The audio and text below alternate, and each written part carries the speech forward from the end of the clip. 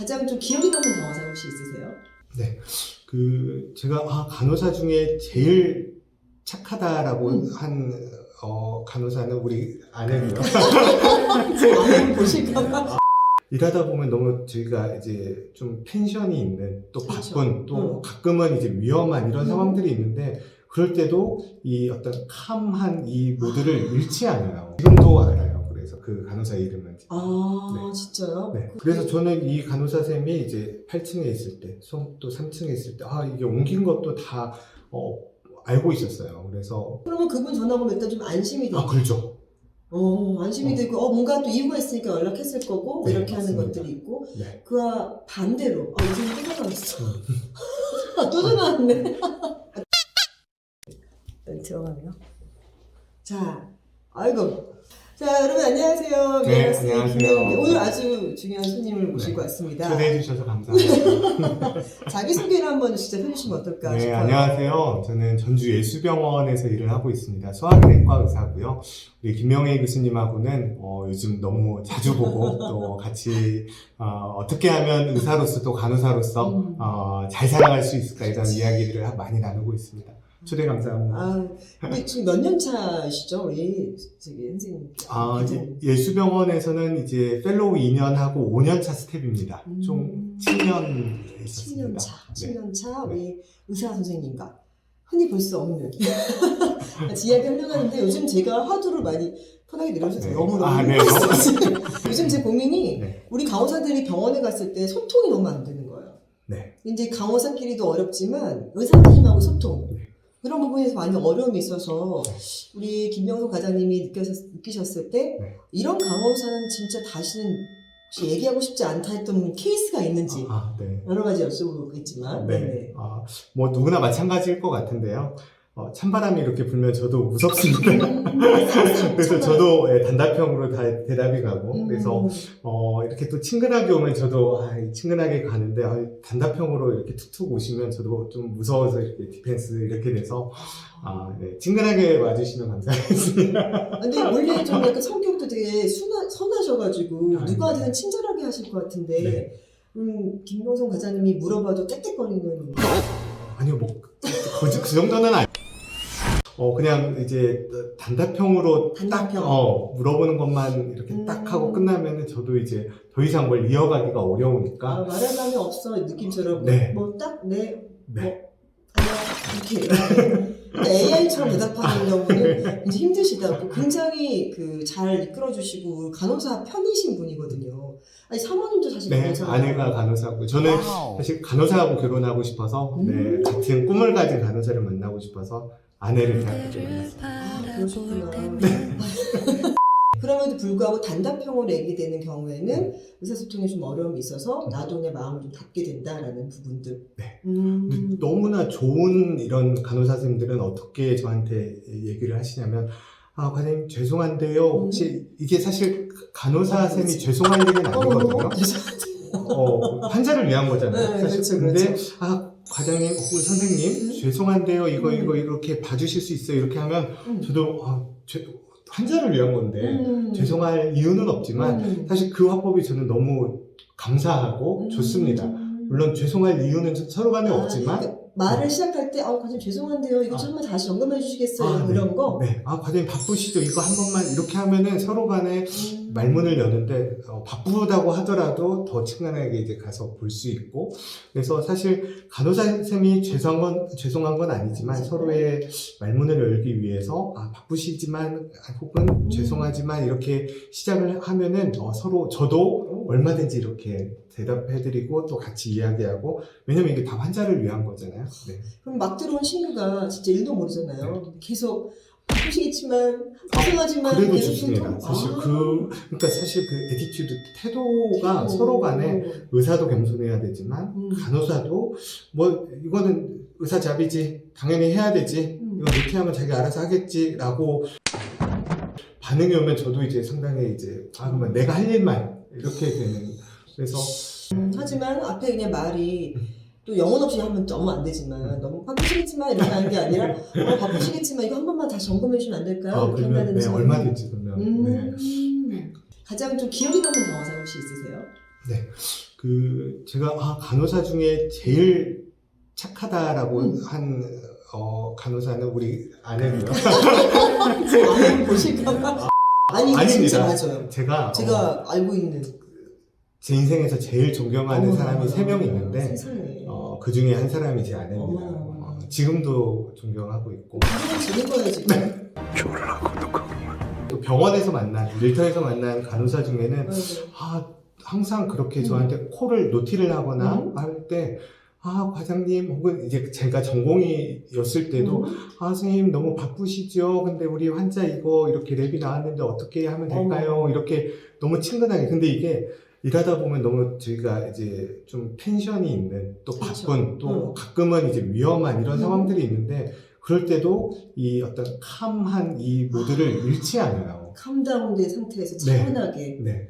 서로 이제 조금 이게 텐션이 막 너러스한 상황은 말이 툭 나갈 수 있는데, 그쵸. 그거를 잃지 않더라고요. 지금도 알아요. 그래서 그 간호사 이름은. 네. 진짜요? 네. 그건 영광스러운 이름인데.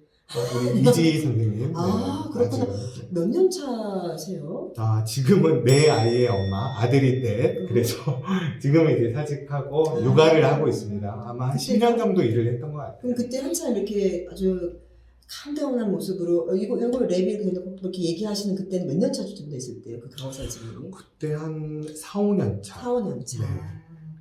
그래서 저는 이 간호사 쌤이 이제 8층에 있을 때, 또 3층에 있을 때, 이게 옮긴 것도 다, 알고 있었어요. 그래서 콜이 오면, 이분이구나. 이것들이, 항상 늘 있었던. 그러면 그분 전화 오면 일단 좀 안심이 되고. 그렇죠. 안심이 되고, 뭔가 또 이유가 있으니까 연락했을 거고, 네, 이렇게 맞습니다. 하는 것들이 있고, 네. 그와 반대로, 요즘 또 전화왔어. 또 전화왔네. 그럼 나이대하고 좀 20대, 30대가 약간 다른 부분도 있나요? 일반화하기는 어렵지만, 조금, 연차가 올라가신 분들은 그래도 좀 온화하신 것 같아요. 아무래도 대처하는 방법이나, 네, 약간 그런 면이 막 이렇게 부탁해 들어줄 걸 좀 아는 노하우가 경험을 있는 통해서 거죠. 아신 것 같기도 하고, 네. 그런 것 제가 만나본 모든 전주 S병원 간호사 선생님들은 다 밝고 너무 좋으셔가지고 너무 좋아요. 네. 저 가고 싶더라고요. 제가 신기했으면 100% 갔다. 저도 일하는 제 환경이 너무 사실 행복하고 좋습니다. 이런 멘트가 나온다는 게 신기하지 않아요? 나 진짜 제가 ICU에서도 간호사인데 난 다시 간다면 나 전주 S병원 무조건 간다. 이런 마음이 들 정도로 만날 때마다 참 매력적인 곳이더라고요. 신규간호사들한테 좀 이것만큼은 좀 알고 있는 게 좋을 것 같아. 뭐 이런 거 좀 있을까요? 의사랑 얘기하거나 할 때 아니면 뭐가 준비됐으면 좋겠다 이런 거라든지. 저는 내시경실에서 주로 이제 간호사생들하고 이렇게 주로 1대1 혹은 저와 이제 어시스트 두 분이 주로 많이 해주시고, ERCP를 합니다. ERCP에서 빌리어리 환자들을 보는데, 이제 세 분의 간호사 선생님들이 어시스트를 해주고, 근데 이제, 우리 신규, 이렇게 어시스트 할 때, 잘 안 된 부분은 다음번에 반복되고 하면은 왜 이게 안 지켜질까 이런 부분들이 좀 아쉽기는 해요. 이제 실수라고 표현할 수 있게 좀 메모를 해서 조금 다음에 좀 주의하지 이랬으면 좋은데 너무나 반복되는 건 습관이거든 사실은요. 습관. 그러면 혹시 또 약간 성향에 따라서 이런 성향들은 외과가 좀 나은 것 같아 이런 느낌 가진 적 있어요? 이 부분은 내과가 좀 낫지 않게 이런 거. 제가 외과를 안 가서 내과 외과의 이제 큰 구분은 아닐 것 같아요. 근데 이제 의료인들이라면 계속 조금 더뎠지만 계속 공부하고 개선해가고 이 사람이 더 앞서가더라고요. 의사도 마찬가지고 처음에 이제 손이 빠르고 해서 빨리 하고 쉬고 자기 일하고 취미생활하고 이런 사람도 분명히 있고요. 간호사님들 중에도 조금 더디게 하지만 계속 성장해가는, 이게 계속 그 상태에 머물면 서로 간에 덕이 안 될 수 있는데 계속 고쳐가려고 하고 또 배워가려고 하고 이 자세, 애티튜드가 정말 중요한 것 같아요. 또 오랫동안 어쨌든 이제 필드에 계셨는데 보시면서 간호사들 간에 가장 좀 안타까웠던 간호사들끼리 순간이 있으셨어요? 많이 있습니다. 네. 사실 이제 저희가 일은 힘들어도 버틸 수 있는데 관계가 힘들면 못 버팁니다. 어떤 직장이든 병원도 마찬가지고요. 좋은 선배, 영향력 있는 또 존경할 만한 선배를 만난 사람은 일이 힘들어도 성장하고 행복하고 또 버틸 수 있습니다. 근데 이 관계가 어려우면 또 이제 가끔 너무 모난 선배를 만나게 되면 참 힘들어하는 간호사 선생님들도 많이 보거든요. 이러면 안타깝죠. 이걸 제가 뭐 어떻게 해드릴 수는 없고, 이 관계를 어떻게 해줄 수는 없고. 어떻게 해줄 수 있는 방법은 없을까요, 우리가? 제가 어떻게 해줄 수 있는 방법은?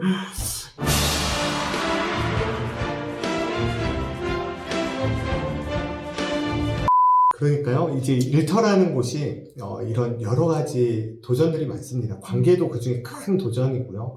사실 이제 업무도 마찬가지고, 이런 여러 도전들을 만나면서 성장해가는 것 같아요. 내 인격이 참아보기도 하고, 또 어느 정도의 기다림의 시간도 보내보고, 이런 여러 도전들을 만나지 않으면 성장은 없는 것 같아요.